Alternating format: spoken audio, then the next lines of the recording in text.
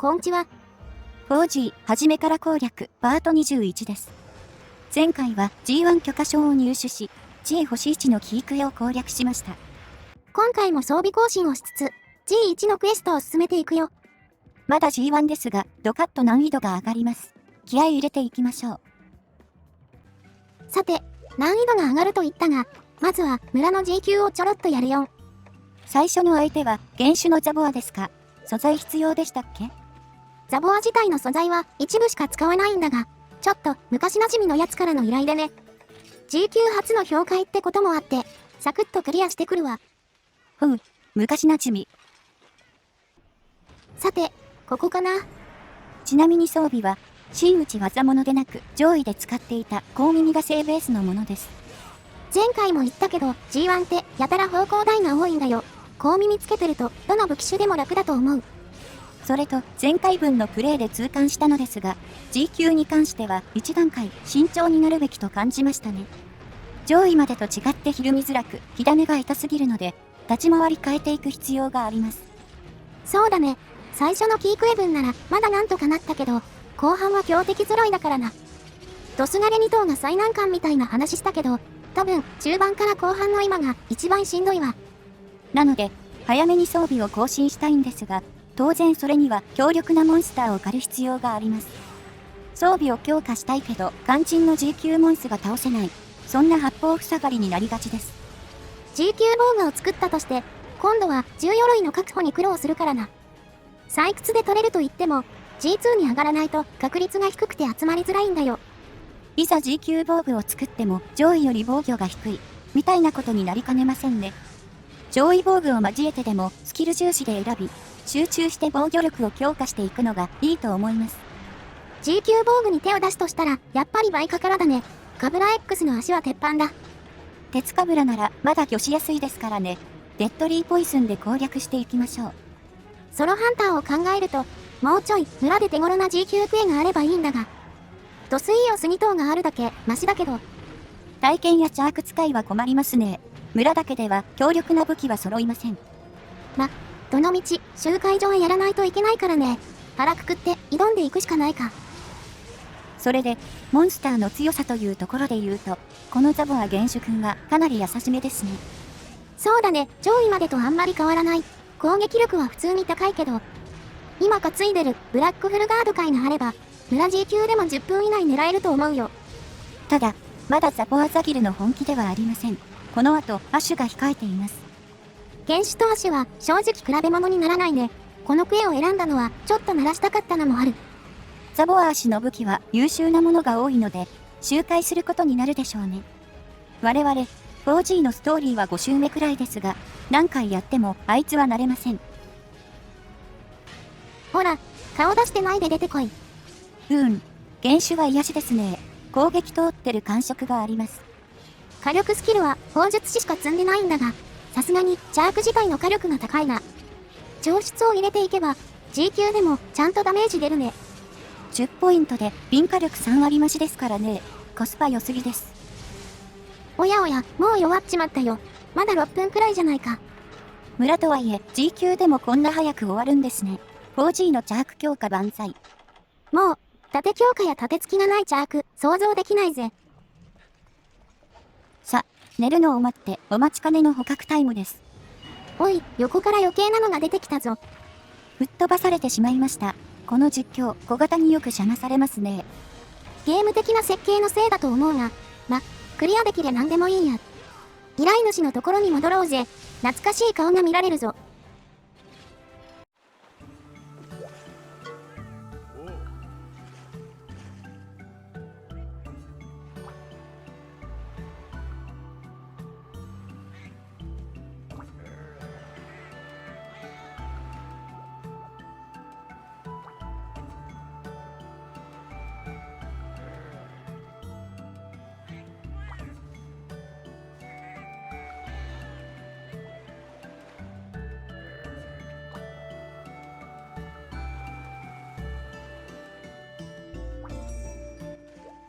ゼヨくんでしたか。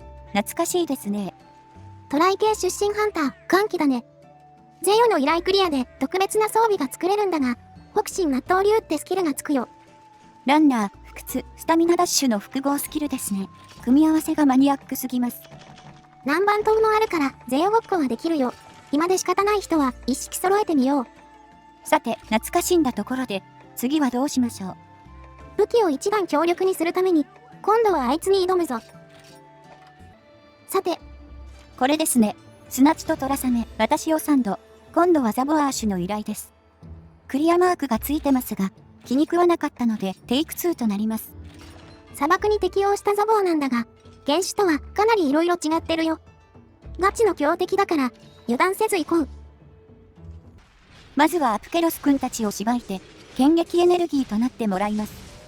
これ、強敵に挑む前によくやるね。万全の状態で対峙したいからな。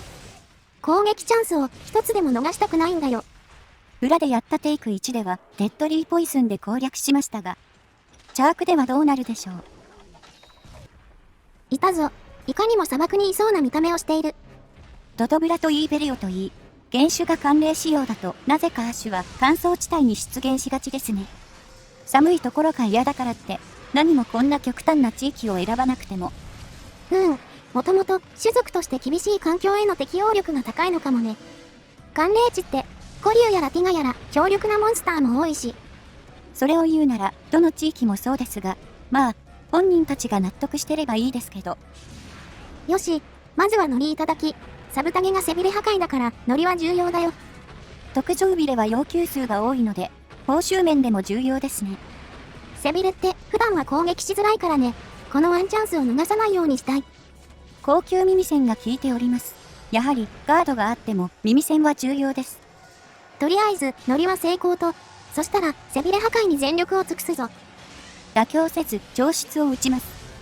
破壊できましたね。ナイスです。サブタゲで全てのザボア素材が出るから、足りない素材集めとして優秀だね。しかし怒り状態へ行こう。ここからが本番です。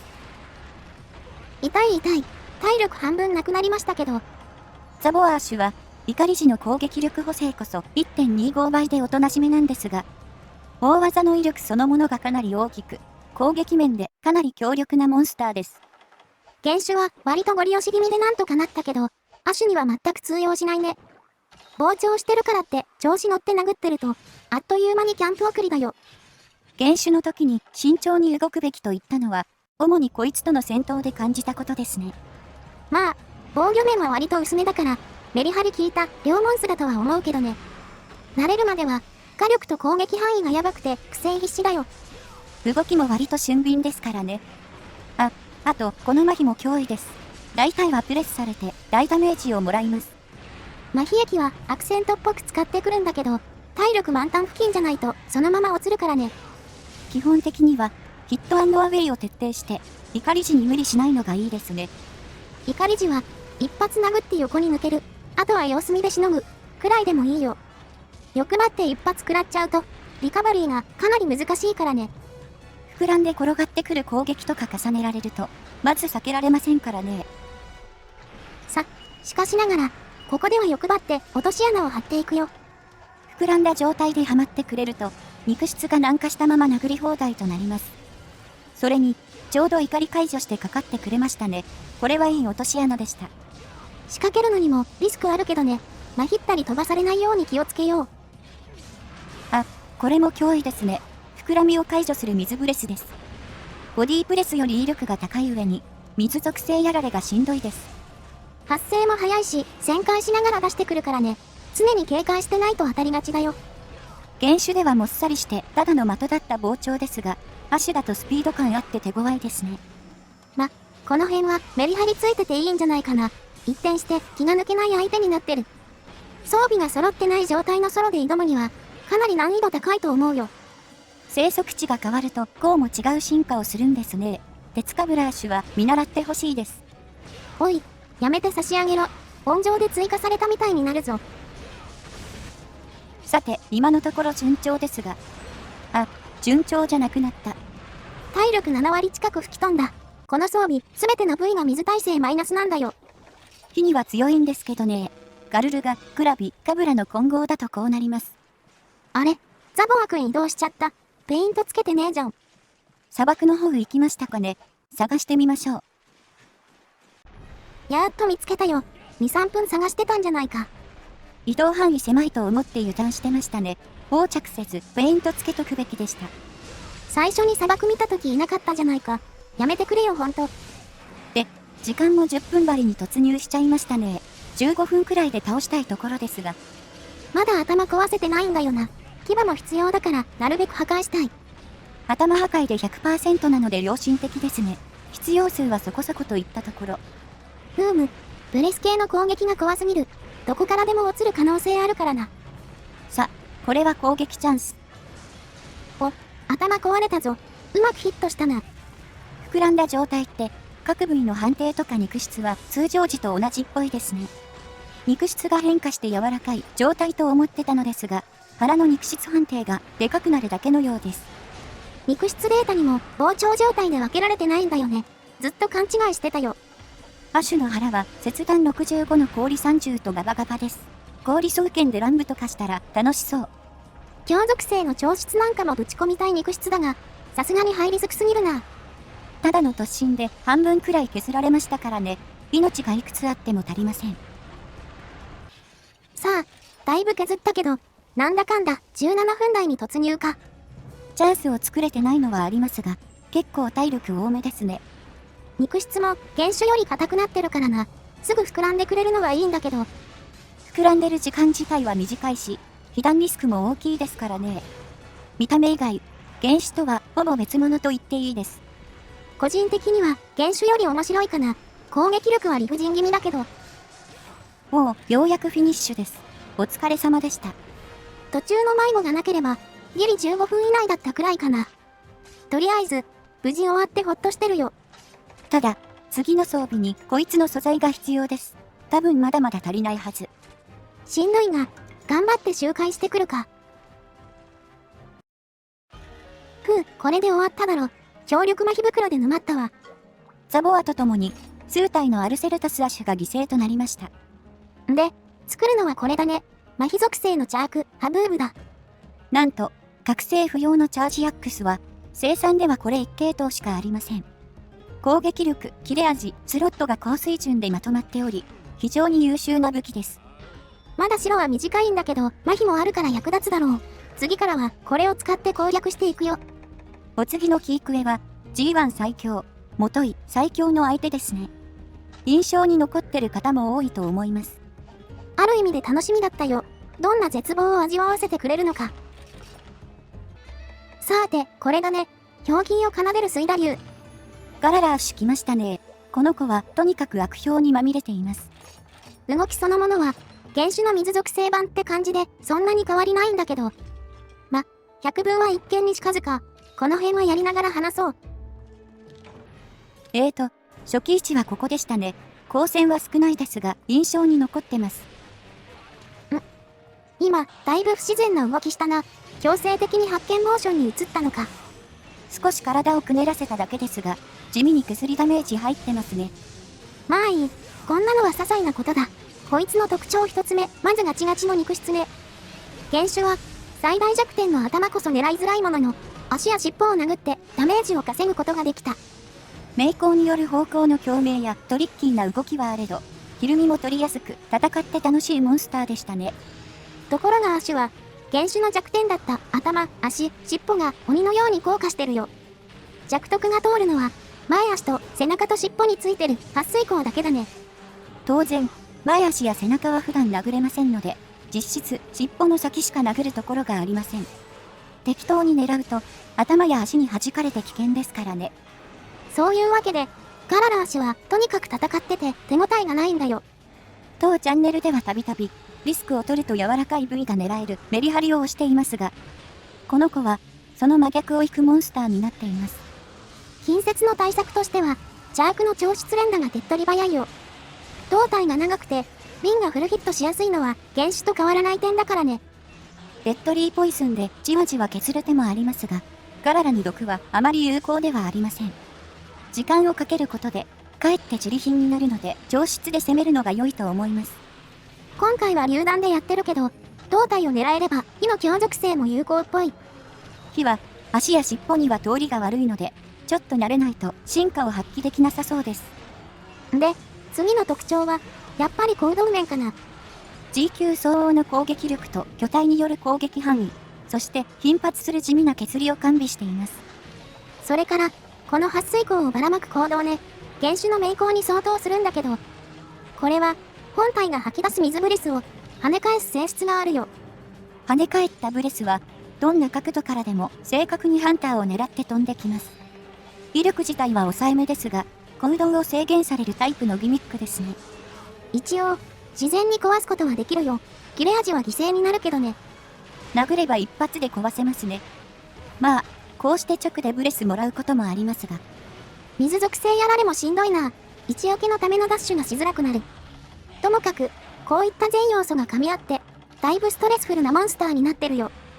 全シリーズ通して、一番ヤバいという方もいますね。恐ろしいのは、これでもまだガララー氏の本気ではないということです。ガララー氏の本気については、G 後半で見られるよ。今後期待。誰も期待してないと思いますが、まあ、人が苦しむ様を見る分には楽しいかもしれません。とりあえず、今は目の前のこいつに集中しないとな。落とし穴も含めて全力で削りに行くぞ。ザボアもそうでしたが、強敵との一戦には落とし穴おすすめですね。調出が一発多く入るだけでも、タイムには結構差が出ます。弱点が高い位置にあるモンスターなんかは、落とし穴で殴れ放題になるケースもあるね。いいですね。撥水口が外に出るので狙いやすいです。お、続けて麻痺も入ったぞ。この調出チャンスを逃すな。ガララは、麻痺耐性の初期値が高く、麻痺にするには結構時間がかかります。ハブーブの蓄積値が中途半端なのもあって、狙えても1、2回ですね。とはいえ、重量止まってくれるだけでも大きいよ。高速手段は一つでも多く欲しい。ほっとくと手がつけられませんからね。削りが多く、小技のダメージも大きいです。攻防ともに隙がないモンスターだよな。麻痺も含めて絡めても通りづらいし。しかし、この戦いについては結構順調かもしれませんね。ひるみも発生しているようです。いいや、まだまだ油断できないぞ。あ、ここの麻痺はまずいかも。これ、突き上げ耐えられるかな。ギリギリですが耐えられました。大技でも多少ダメージは抑えめですね。でも、囲い込みの度にこのリスクあるって、だいぶやってるけどね。よりによって、突き上げ攻撃はガード負荷だよ。あれに反撃ができれば、まだ良かったんだが。火星と画境があれば、反撃調出が入って、やりやすくなったりするんですかね。せっかく動画シリーズにしてるから、アシュ素材が必要になったら、試してみるか。ガララアシュ素材の需要はあまりないですが、ナギア X 防具に使いますね。あと、水属性特化にするなら、ガララ Z は有用かも。腕と足は水属性攻撃プラス5だって。限られた用途ではありますが、一応頭の隅に置いておきましょうか。で、またまひってますけど。この囲い込みの頻度、なんとかならんか。相手に有利すぎるだろこれ。この最中に頭ひるみを取ると落とし物くれますが、アシュはバチクソに硬化してるのでメリット薄いです。これは、長い戦いになりそうだ。さあ、移動してきました。ここは段差と斜面でよりヤバい戦いになりそうです。もちろん、水ブレスは斜面にも完全対応だよ。どうなっちゃうんだろうね。水ブレス選手、芸術的な時間差攻撃です。おい、こいつ無敵か。やりたい放題すぎるだろ。全部に弱特通るようなアフしろ。地形もあって本領発揮って感じですね。相手には上りも下りも関係ございません。発売当初ならパーティープレイでゴリ押しが効いたんだけど、完全ソロだとじっくりやるしかないからな。ドスガレとかザボアとは、また違ったベクトルで壁になるよねこれ。単純にダメージレースを制するのが難しいんですよね。終始しんどい状況が続く感じです。攻撃の予備動作が分かりづらいし、範囲は広いし、ダメージもでかいし。あれ ?G1 で一番強いの、もしかしてこいつか？人によってはそう感じるでしょうね。原種で慣れてると、その落差にびっくりします。原種は足元弱々で可愛かったのに、評価が変えちまったんだな。回復薬が尽きる前に削り切りましょう。多少大胆に言ってもいいかもしれません。あ、疲れてるな。疲労時間は短いんですが、結構ぼーっとしてくれるので、貴重な攻撃チャンスになりますね。とはいえ、もう15分近く経ってるんで、チャンスというには遅すぎますけど。それでも、攻撃機会をもらえるのはありがたい。もうだいぶ削ったと思うんだがな。これは弱りましたね。意外と早かったですね。そうだね。20分くらいは覚悟してたけど、10針で弱ったか。じゃ、あとは慎重に捕獲しよう。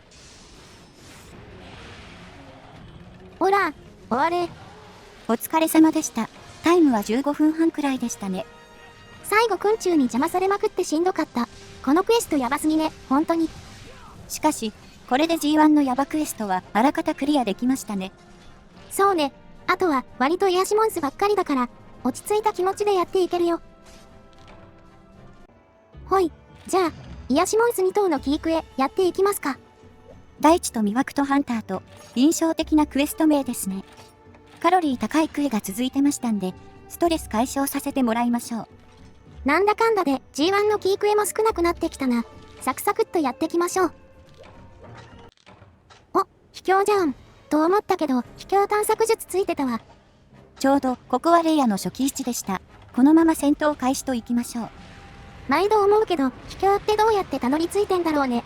どう見ても人が到達できなさそうだが。上位以降で初期位置がブレるのは、危険度ゆえのアクシデントっぽいので、気球とかで運ばれてる途中に、落ちちゃった感じなんですかね。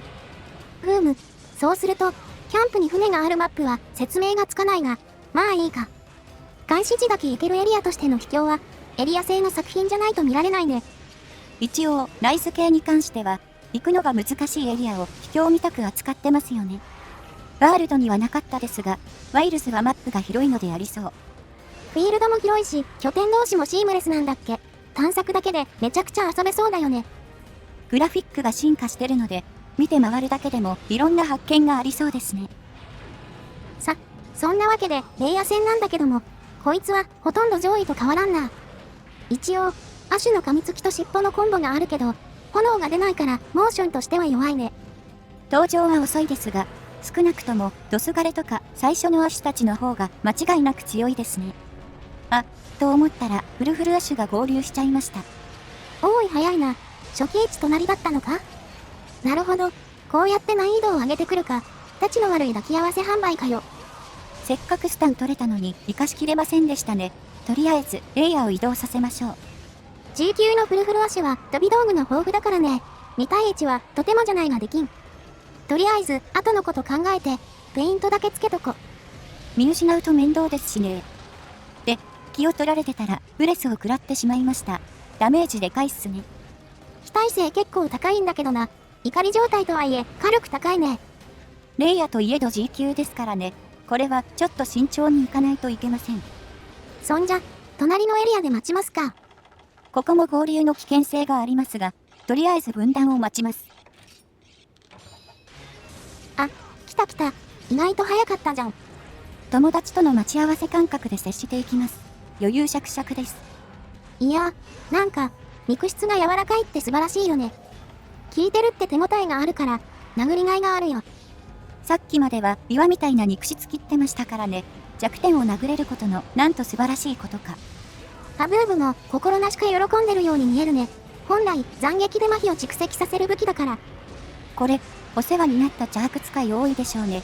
4G まで純粋な麻痺武器なかったですから。チャークにはガララ武器も猫武器もなかったからね。4G でもこれ1本しかないけど。それがまともな攻撃力と切れ味を持ってくれてよかったよ。G 後半になると、さすがに物理性能が足りませんが、攻略中は非常に役立つ武器です。まひらせてスタンを取れるのがシンプルに強力ですよね。ソロマルチ問わずよく使われてました。チャーク以外にも 4G の G1 は麻痺武器が充実してるよね。ザボアとガララで選べるようになってる。ザボアが物理重視、ガララが属性値重視でしたね。住み分けも完璧です。まあ、片方しかない武器種もあるけど、選択肢があるだけ嬉しいよ。4で武器の幅が狭かったんで、4G の最初は自由度の高さに驚きましたね。で、1回目の麻痺が来たね。ハブーブの強み出てるよ。レイヤーはまだいいとして、モンスターの中にはなかなか解放切りを当てられない子がいるので、剣モード主体でもチャンスを無理やり作れるのは、邪悪に合ってますね。それで、今度は墜落からのスタンだね。と思ったら、また合流かよ。2回ともスタン中に現れましたね。レウスみたいな連携見せてます。この2匹、妙に息が合ってるような、もしかしてよからぬ関係なんでしょうか。レイヤって、こういう系の話題多いよな。ガルルガとかゼクストも噂になってたし。まあ、別に公式からなんか言われてるわけじゃないので、あまり触れない方がいいんですが、個人的には、レイゼクもいいですが、レイレギもワンチャンあると思ってます。その辺にしとけって。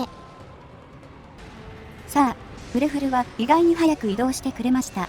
レイヤーも体力少なくなってると思います。なるべくここで仕留め切りたいな。地底洞窟は登らないといけないから大変なんだよ。ヒルミも交えて、怒涛の攻めを見せております。このままここで削り切れるか。おお、終わった終わった。これで合流ケアが必要なくなった。ハブーブくんさすがの性能です。では、フルフルアッシュ行きましょう。さていたぞ。早速張り付いてるな。G 級になってもナイフ数回で落とせます。拘束時間長いので、これは狙っていきたいです。フルフルといえば、スタンや麻痺の効果時間が極端に短かったけど、4で改善されたね。肉質もかなり軟化したから、我々好みのモンスターとなったよ。G 級のフルフルアッシュは、電撃や風圧によって動きを制限するタイプの強化を受けていますが、それでも、チャークとの相性は非常にいいです。一番いいレベルじゃないでしょうか。全武器共通で高耳を優先したいのと、チャークは惰性があると快適だよ。ほんと、G1 は高耳大活躍だな。特に、後半のキークエ3種は、すべて高級耳栓が必要な方向を繰り出してきます。防具更新を目指す場合も、まず高耳を優先していくのをおすすめです。火力スキルを無理に積むより、負け筋を減らしていく方が安定すると思うね。何せ相手がタフですからね。力でねじ伏せる攻略には限界があります。上位とは立ち回りを変える話があったが、G 級はモンハンの基本に立ち返る必要があるな。と言いつつ、フルフル戦については結構攻め攻めになってますね。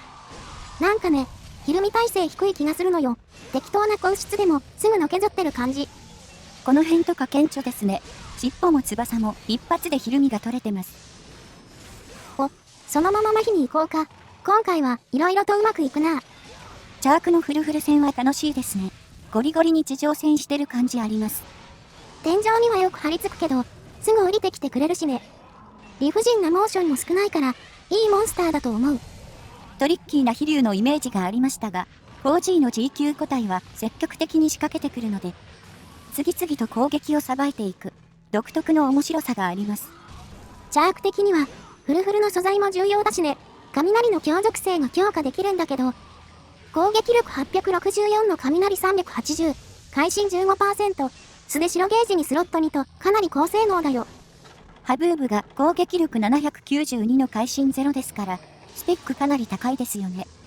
強属性なので相手を選びますが、G1 全体で見てもトップクラスの性能してます。4G だと、他のフルフル武器はあまり強くないんだけど、チャークだけはガチだね。馴染みのある武器は多いんですけどね。フルミナントソードとか、袋叩きとか。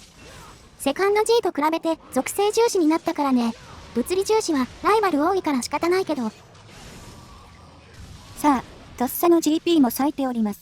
フルフルの単発ブレスはガード強化いりませんね。そして、このガーフブレスは高出チャンスだ。かなり広めに拡散するから立ち位置は気をつけたい。そのままスタンいただきました。このクエ10分針狙えますね。この段階の武器でもいけるもんだな。ハブーブくんが思う存分暴れてくれてるよ。ザボア武器のコンセプトって実は珍しいですよね。麻痺属性は攻撃力を過度に下げられがちでしたし。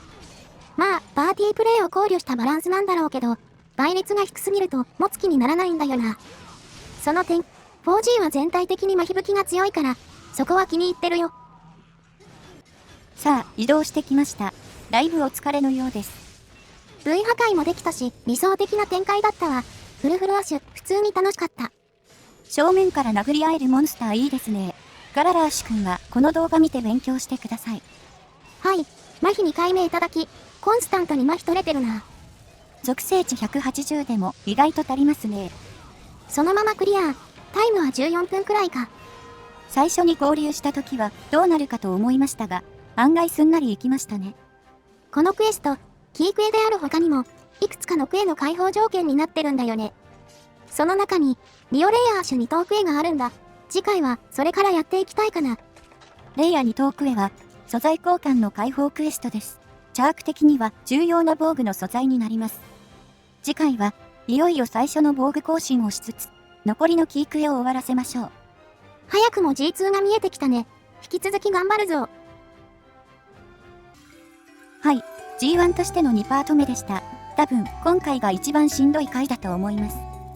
ザボアとガララーで G 級の本気を見たね。とにかく、火種がでかくて辛かった。一番の難所を乗り切ったから、次回以降は多少楽になると思いたい。G2 に上がればかなり装備の幅が広がります。もう少しの辛抱ですね。よし、気合い入れていくぞ。ほいじゃ、次の動画で。またね。